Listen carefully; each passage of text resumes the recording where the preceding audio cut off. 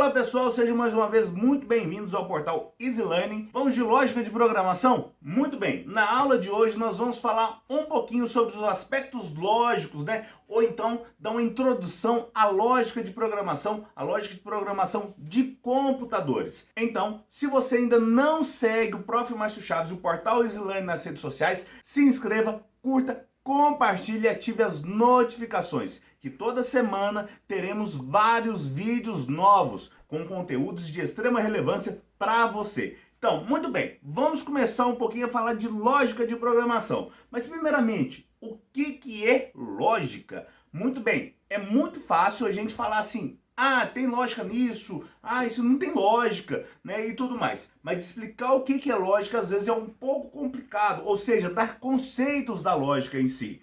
Pois bem, a lógica pode ser determinada ou pode ser descrita como um estudo filosófico do raciocínio válido. O que é um raciocínio válido? É um raciocínio que, na linha do tempo, ele promove ações conectadas uma à outra. E essas ações têm como finalidade produzir um resultado sólido, ou um resultado esperado, um resultado palpável, aquilo que possa ser entendível por outra pessoa. Então, quando nós falamos de estudo filosófico, nada mais é do que você interpretar as situações e abordar ali o seu ponto de vista de maneira a compreender aquele assunto. E a lógica é algo exaustivamente utilizado nas ciências exatas, na computação, na física, na matemática, onde a sua aplicação implica em encontrar um resultado para um determinado problema, encontrar um resultado para determinada situação. E esse resultado,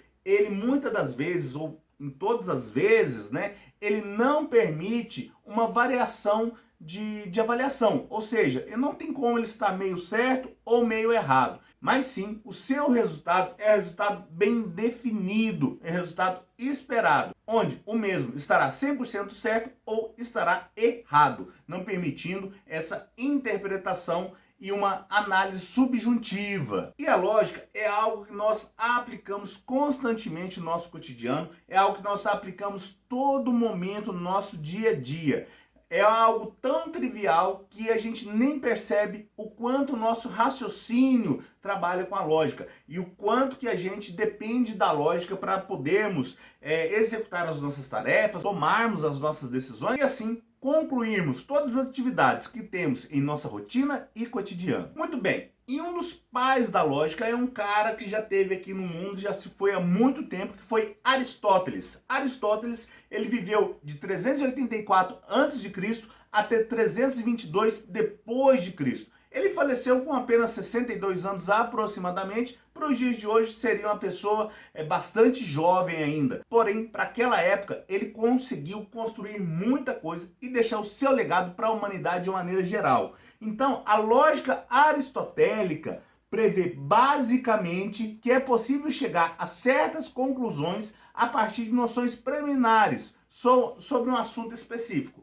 Ou seja, de acordo com algumas passos, de algumas informações preliminares, de algumas sequências que você tem, é possível determinar o próximo passo, é possível determinar o que se fazer posteriormente e com isso o ser humano vai construindo o seu raciocínio bem como a sua conclusão. Então, diante disso, à medida que nós vamos desenvolvendo os próximos passos por uma indução lógica e nós vamos relacionando esses resultados com aqueles resultados anteriores, vamos concluindo se estamos certo ou não. Ou seja, a gente vai avaliando a sequência dos nossos resultados e o quanto aquilo é pertinente, podendo assim, ou nos permitindo a voltar e poder ajustar esses erros. E à medida que temos novos acertos, nós vamos construindo o nosso resultado de uma maneira geral. E, é claro, aprimorando o nosso raciocínio lógico, bem como nos tornando mais assertivos nas nossas tomadas de decisão. Um exemplo que Aristóteles utiliza é o seguinte: todos os homens são mortais.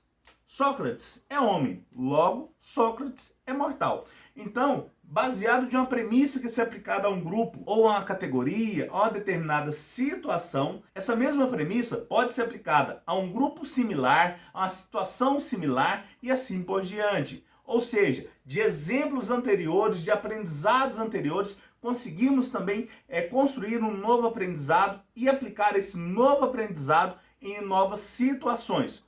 Óbvio, é claro, que vamos ajustando cada uma dessas partes a cada uma situação que nós estamos encontrando e vivenciando. Além disso, Sócrates ainda tinha o princípio da não contradição. Ou seja, o que quer dizer a não contradição? Não quer dizer que duas afirmações contraditórias não podem ser verdadeiras e falsas ao mesmo tempo. Ou seja, não tem como você ter um dia ensolarado e chuvoso ao mesmo tempo. Seria uma dessas afirmações.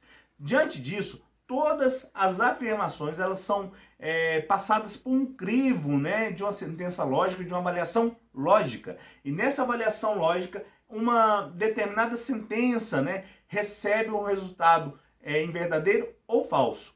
E, ao mesmo tempo, uma sentença contrária não pode ser ter a mesma avaliação da primeira sentença. Se a primeira sentença é verdadeira, a segunda, como ela é contrária, obviamente ela será falsa. Elas não podem ser verdadeiras ou falsas ao mesmo tempo. E a lógica de programação, professor? O que vem a ser a lógica de programação? A lógica de programação é a lógica aplicada à programação de computadores e é exaustivamente usada nas disciplinas da ciência da computação de uma maneira geral. Nossa, professor, mas é exaustivamente utilizada? Sim. Tudo aquilo que a gente faz utilizando a lógica na área de computação, na área de tecnologia da informação, nós denominamos, né, como um algoritmo. Mas o que vem ser um algoritmo? Um algoritmo nada mais é do que um conjunto de passos, né, executados de forma cronológica, ou seja, que a ação diante do tempo não permite que um passo sobreponha o outro, tá certo? E com o objetivo de se produzir um resultado esperado e bem definido. Nossa, que complexo, professor! Dica: algoritmos não são complexos. Algoritmos são minuciosos, né? São detalhistas. Então, quando você vê falar de programação, não tenha medo de algoritmos, pois os algoritmos são mais detalhista possível. Vamos para o exemplo de algoritmo? Um algoritmo, ele pode ser relacionado a coisas simples do nosso cotidiano, como fazer um bolo ou trocar o pneu de um carro. Verdade, professor, mas como que isso acontece? Algoritmo não é só aplicado em sistemas computacionais? Sim, nós vamos falar daqui a pouco de algoritmos computacionais e não computacionais.